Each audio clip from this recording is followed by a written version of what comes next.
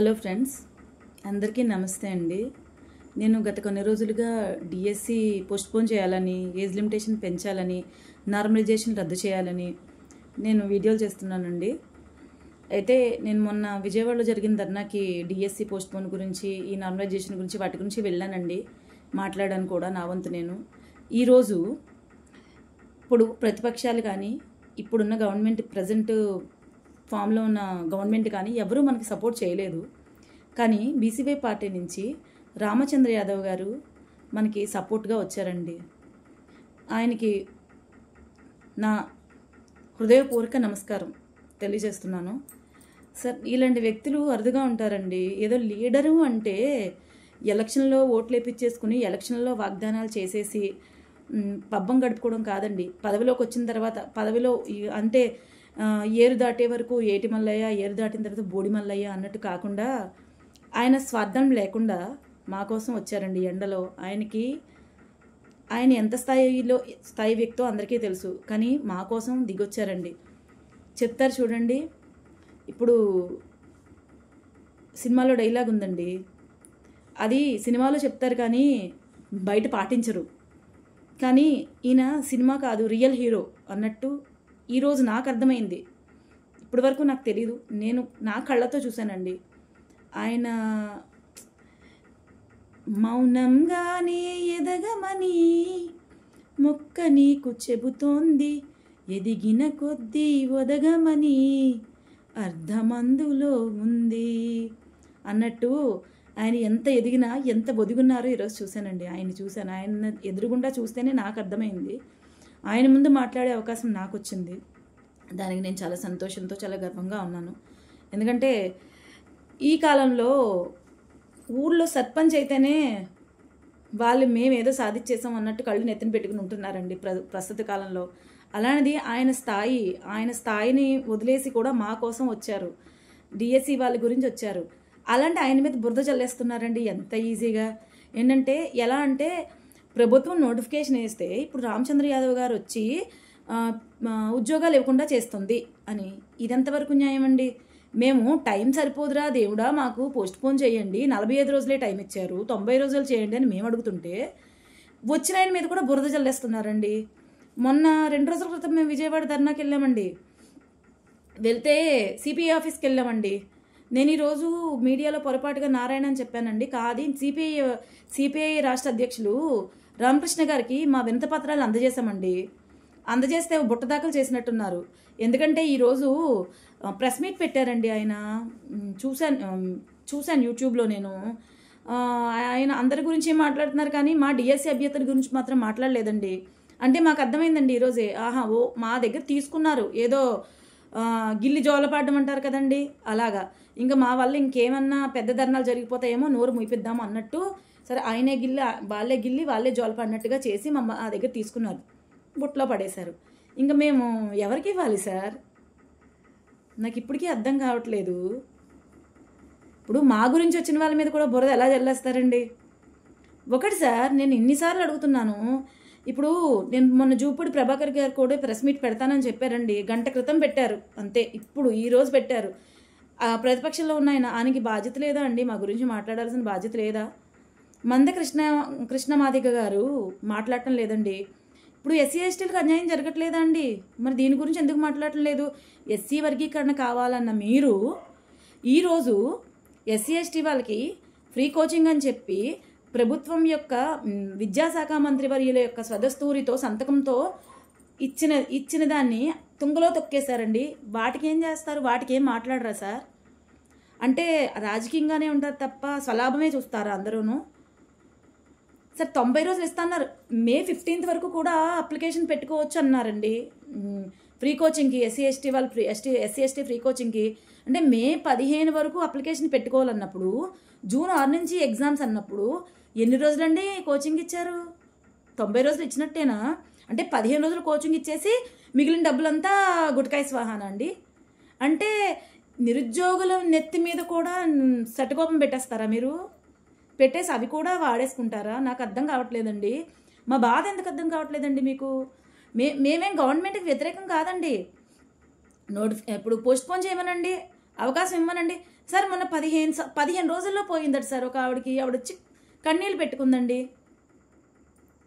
Sir ఏం sir విగ్రహాల మీద ఉన్న అభిమానం మా మీద లేదా సార్? చచ్చిపోయిన వాళ్ళ మీద ఉండదా సార్? సవాళ్ళ మీద రాజకీయాలా సార్? విగ్రహాలు కూలిపోతే చాలా రాజకీయం. ఆ పార్టీ వాళ్ళు మా విగ్రహం కాబట్టి ఆ పార్టీ వాళ్ళు మా విగ్రహాన్ని కొట్టేశారు.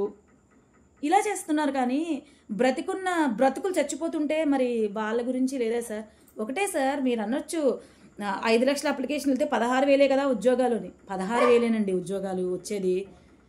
మాకు కూడా అవకాశం కావాలని కోరుకుంటున్నాం అండి. రేస్లో మేము కూడా ఉండాలనుకుంటున్నాం. మాకు కూడా అవకాశం కల్పించండి అనుకుంటున్నాం. మాకెందుకు అవకాశం కల్పించట్లేదు? మేమేం పాపం చేసాం? ఓట్లు వేయడమే తప్ప మాది. సార్ నేనైతే చెప్తున్నాను సార్, ఇప్పుడు ఇలాగే ఉంటే సార్ 5 లక్షలు అప్లికేషన్లు సార్ వెళ్ళాయి. సరే 3,60,000 50,000 పైచిలకు అప్లై చేసుకున్నారు సార్ డిఎస్సి ఆస్పిరెంట్స్. 16,000 సార్ ఓట్లు, 16,000 సార్ పోస్టులు. మిగిలినవన్నీ ఇంచుమించు 3,50,000 నుంచి 16,000 తీసేస్తే ఎంత ఉంటాయి సార్? ఇంచుమించుగా 3,30,000. 3,30,000 ఇంటూ 4, తర్వాత ఇంకో 4 చేయండి. ఎందుకంటే ఈ డిఎస్సి అభ్యర్థులకి పెళ్లి లేని వాళ్ళే బోల్డ్ మంది ఉన్నారు. వాళ్ళ పిల్లలకు కూడా, మా పిల్లలకు ఓటాకులు వచ్చాయండి. అలాంటివి చాలామంది ఉంటారు కదా సార్ ఫ్యామిలీలు. వీళ్ళ ఫ్యామిలీ చాలా ఓట్లు ఉంటాయి సార్. 50 లక్షల ఓట్లు ఉంటాయి సార్. స్థానిక సంస్థల ఎలక్షన్లో అయితే అధికార పార్టీలో ఉన్నారు కాబట్టి మీరు ఏదో జిమ్మిక్కులు చేయొచ్చు. కానీ మరి 2029 సార్ మాకు ఇలాగే అంటే మేము రామచంద్ర యాదవ్ గారిని గెలిపించుకుంటాం సార్ ఈసారి. అది కదా, అతను కదా రియల్ లీడర్ అంటే.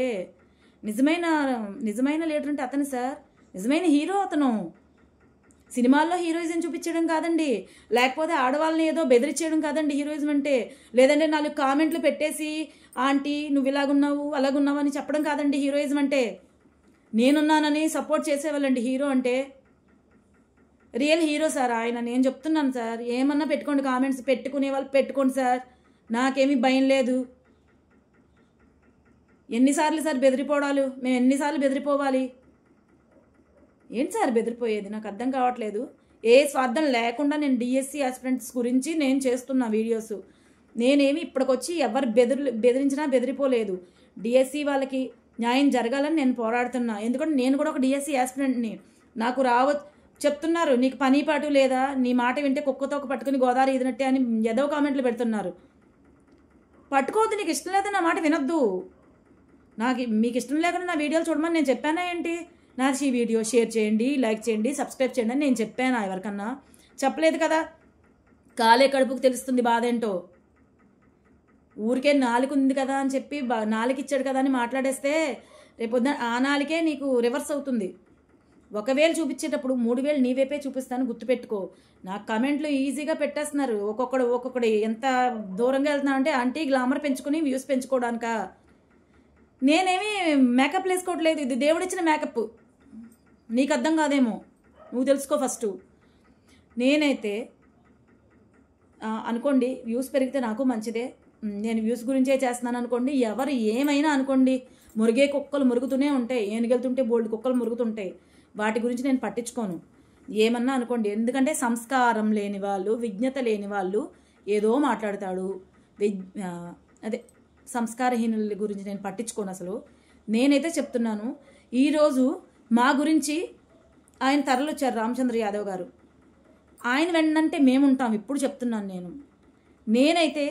నేను నా వ్యక్తిగతంగా ఆయనకే సపోర్ట్ చేస్తాను, ఆయన వైపే ఉంటాను. నేను ఇప్పుడు చెప్తున్నాను, మొన్నటి వరకు నువ్వు వైసీపీకి వేసావన్న ఓటు దేనికేసా? నా ఓటు నేను ఎవరికేసానో మీకు తెలియదు, నోటాకైనా వేసి ఉండొచ్చు కదా. ఇప్పుడు చెప్తున్నాను, నేను రామచంద్ర యాదవ్ గారికే ఓటేస్తాను. నేనైతే మాత్రం 100% నేను చెప్తున్నాను. ఇప్పుడేం చేస్తారు? మేము అడిగింది పాండవులు 5 ఊళ్ళు అడిగారండి. 5 ఊళ్ళు అడిగినప్పుడు 5 ఊళ్ళు ఇస్తే సరిపోయేది, కానీ ఇవ్వలేదుగా. అప్పుడు శ్రీకృష్ణుడు సపోర్ట్ చేశాడు, మహాభారత యుద్ధం జరిగింది. అందుకే సార్ మేము అర్జునుల్లాగా పోరాడుతున్నామండి. మాకు కృష్ణుల్లాగా రామచంద్ర యాదవ్ గారు వచ్చారు కాబట్టి ఆయన అడుగుజాడల్లో మేము నడుస్తాం. ఆయన మీద కూడా బురద జల్లే ప్రయత్నాలు చేయకండి, చీప్గా మాట్లాడకండి. ఇప్పుడు నువ్వు ఒకరిని ఏదన్నా అన్నావు అనుకో, అది నీకే తగులుతుంది రేపొద్దున్న. ఆడవాళ్ళ కన్నీరు మంచిది కాదండి, ఎక్కడా మంచిది కాదు. ఆడపిల్ల కన్నీరు పెట్టుకుంటే మంచిది కాదు.